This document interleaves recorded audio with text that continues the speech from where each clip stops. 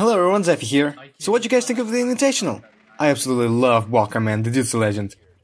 Today I'm going to talk about a topic that I hope many of you find interesting enough to discuss and listen to my opinion on. I've actually started working on this video in one way, shape or form in the beginning of August 2018, more than half a year ago. I really liked facility discussion, so I think that publishing this video with a ton of newer players hopping into the game would really get people invested in the topic of the video. That being, the anti-electronics operators in Rainbow Six Siege and what's the deal with them. Without further ado, let us begin.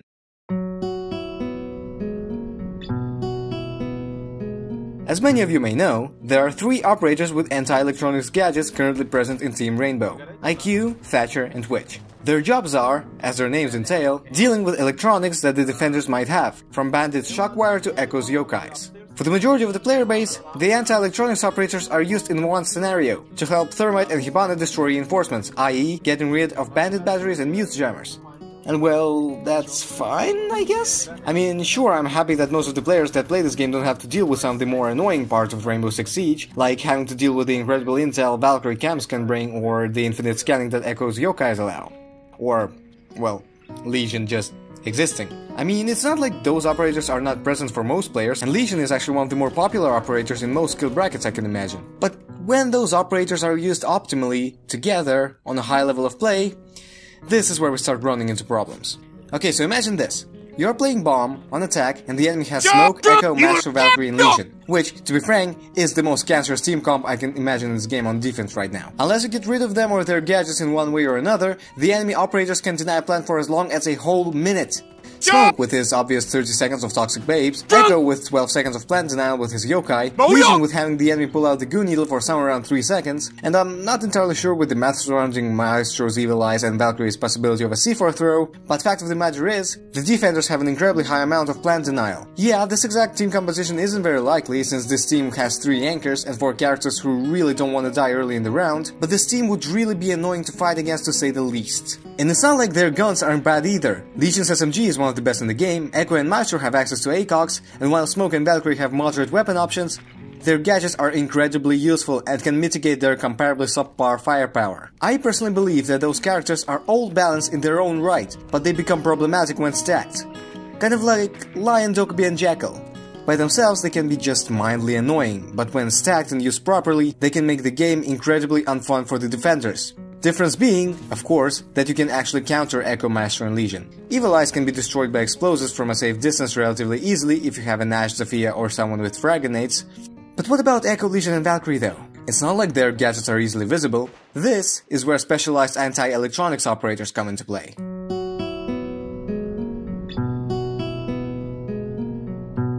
Now that I have given you some context on various gadgets the defenders have in their arsenal, it might be fairly easy to see why you shouldn't look at Thatcher, Twitch, and especially IQ as just characters who can help Thermite and Hibana to destroy reinforcements. Sure, that's their responsibility as well, but if you look at them as just that, you are essentially forgetting about the existence of like half the defender roster. And well, I hope I don't have to explain to you why this is not a good idea. So what gives? Oh wow, TXephy, you sure opened my eyes there. I never realized that Echo and Valkyrie exist. Oh goodness. Well, yeah, that's true. It's not like people are just forgetting about the fact that anti-electronics operators can counter all electronics, not just bandits and mutes, but it sure feels that way, at least on the level that I played on for a very long period of time. This is obviously not a problem in the more competitive levels of play with their picked ban system and high-level gameplay. In fact, over there, IQ and Thatcher are some of the more picked attacker operators in the game. And it makes sense why. Well, Thatcher is just very safe, his EMPs have a huge radius, and usually the pros drone out the map thoroughly if they know what they're doing, so they always have an idea where it would be the most optimal to throw the EMPs. As for IQ though, if you think about it, she is the most efficient counter to plant denial, as she can easily locate Yokai drones, Goo mines, Pulse's heartbeat sensor, and Valkyrie cameras. And those operators are some of the most picked defenders in the game, especially in Pro League. But in Ranked, IQ isn't picked nearly as often as her competitors, which Ubisoft have actually confirmed in the latest designer notes. But why though? I believe it boils down to the simplistic and safe nature of Thatcher's and Witch's gadgets. In Thatcher's case, you throw an EMP, you destroy or disable all obnoxious gadgets that are in your way. In Witch's case, you just use your shock drone to destroy the specific gadgets you didn't want the enemies to have. Either way though, you destroy the gadgets as you see, and all from a safe distance. since Twitch's drone is remote controlled and Thatcher's EMPs have a hefty radius. But in IQ's case, you actually have to put yourself in harm's way to destroy most of the gadgets that you can locate. Or do you? See, this is another aspect where most people just don't think outside of the box. Literally. I'm talking about vertical gameplay.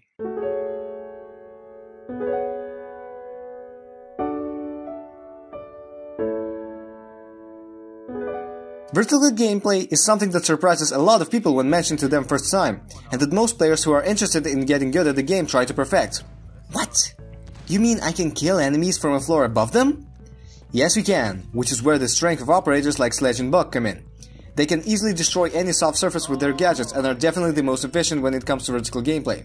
And by applying this logic to someone who can literally see everything that she needs to take care of from a distance of up to 20 meters, IQ definitely comes out on top when it comes to taking care of defender gadgets using the Z-axis. Add on the fact that she can also see traditionally invisible gadgets like Echo's Yokais and Lesion's goo mines, and you've got one hell of a counter. If you can destroy both Yokais, some goo traps, and maybe even Valve cameras, you just completely shut down like half of the effectiveness of each of these operators. And it's not like people pick Valkyrie for her gun, but this is all implying that defenders bring an Echo or a Lesion or a Valkyrie in the first place. It's not like those operators are must picks in most matches, especially in ranked. And this is what the whole argument of IQ's usefulness boils down to. Tactical rock, paper, scissors. Which is why the removal of her frag grenades hurt so much. Because with them, IQ was a safe pick in almost all situations. Even if the enemy did not bring any operators that she directly counters, IQ was still able to easily frag out, since she has quite nice guns, and she also had access to frags. She was versatile, she could be easily enjoyed by any player, but this made her too good at everything. So Ubisoft decided they wanted to reinforce her role as a supportive operator by removing one of the gadgets that made IQ so good at killing stuff. They also nerfed her RED range in the same patch, but that was quickly reverted. Right now, I firmly believe that she has her place in the meta as a counter to some very strong defender operators, while also having decent guns. And while IQ had breaching charges in the past, they would be picked much more often as Ubisoft decided to switch out her frag grenades for Claymore, and this further cemented her role as a vertical gadget hunter, as breach charges can be easily used to make sightlines from above, once she has destroyed all the annoying gadgets. And, unlike Thatcher and Twitch, she can ping the immediate locations of the annoying gadgets the defenders might have, so that the people who are in the more suitable positions can take care of them. This is what I believe makes IQ stand out, when compared to the other two anti-electronics operators. But yeah, that's fine and dandy, but what if I just want to help my heart beater and not worry about all of this vertical mumbo-jumbo? Well, this is where my boy Thatcher comes into play.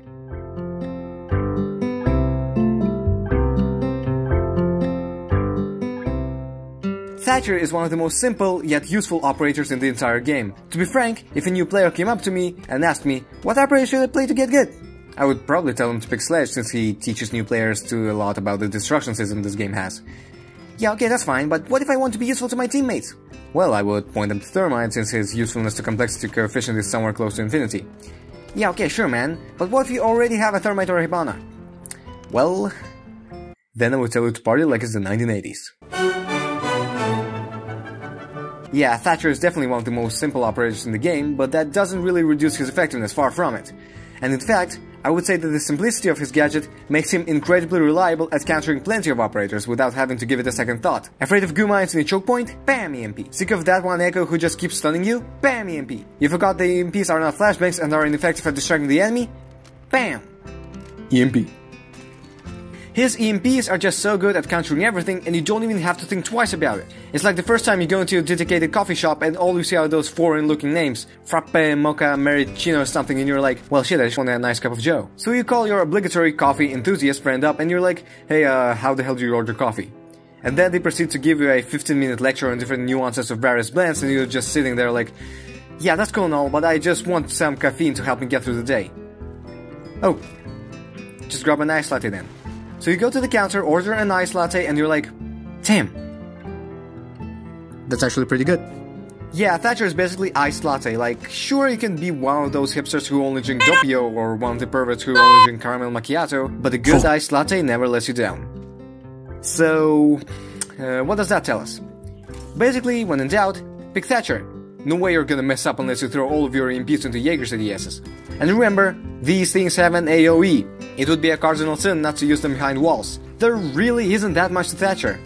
All the reasons why an average Joe would pick him are all the reasons why the more experienced players pick him. But wait, there's something missing. Something crucial. something incredibly annoying. Oh, god damn it!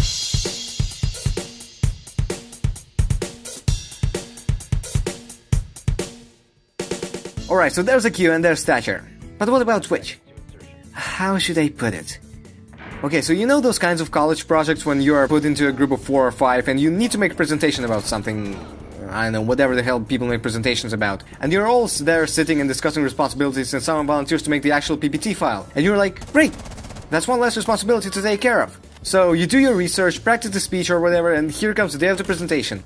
And you're all standing there, palms sweaty, ready to go for the presentation of your life. And then you realize that half of the research you did is missing, bullet points are vague as hell, and the font is Comic fucking Sans.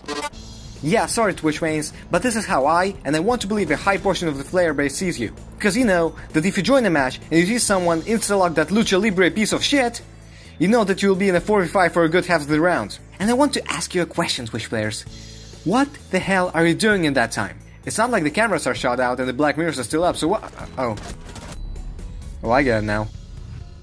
Well, that actually makes a lot of sense. To be clear here, I am not shitting on any good Twitch players. In fact, if you have played this game for a decent amount, you probably know that using Twitch in the way that I have described isn't really optimal. And in most scenarios, this is not what is going to happen if someone picks Twitch. It's just that a few bad apples spoiled the bunch, you know? The amazing thing with Twitch though is that she is not just an anti-electronics operator. Her drone, having the perk of being more quiet than the rest of attacker drones, can be more efficient at tracking roamers without attracting any unwanted attention, which can be huge in a well-coordinated team. Also, having the ability to severely counter Mira is a great asset in and of itself. Also, if getting spotted 24/7 wasn't enough of an annoyance, now it can also deal damage to the enemies that you are joining out. Isn't that fun?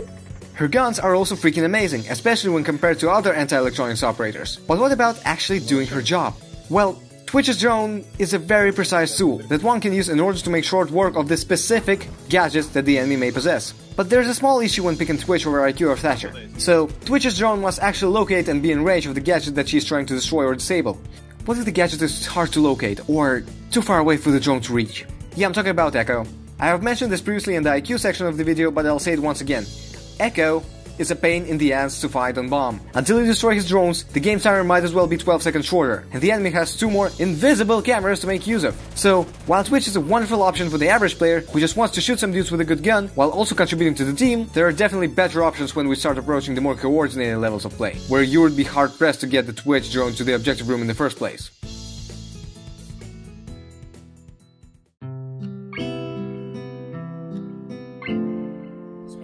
So why did I even make this video? And why did I make it as long as it is, considering that it all boils down to IQ is more efficient at countering more stealthy gadgets like Echoes and Valkyries, Twitch is more efficient at countering roamers and fragging out, and Thatcher just flips the double bird and sings the British national anthem. God save the Queen! Why take so long to compare the gadgets of the 3 operators whose gadgets shouldn't be really compared unless you go down to a very fundamental level? Well, to be completely honest, I just don't think that people are using those operators to their full potential, and in fact, dismissing IQ completely in a lot of scenarios. But does it really matter though? I mean, at the end of the day, it's just a game about shooting dudes with some funky distraction mechanics along the way. But what if you do want to spice it up? What if you want to discuss the health and future of the game? Wouldn't it be nice to at least know the basics of what makes certain operators balanced? I want to encourage curiosity, knowing the nuances and knowing which operator is better than others in what aspects. And it is important to know the skill ceilings and various interactions of operators before drawing conclusions about various buffs and nerfs. I want this video to be for everyone who might misunderstand certain operators and the way they should be used, and just give them a second shot. But hey, I'm not telling what to do. Just remember that, after all, it's just a game. Remember folks, communication is key. Thank you very much for watching, have a nice day. Ouch.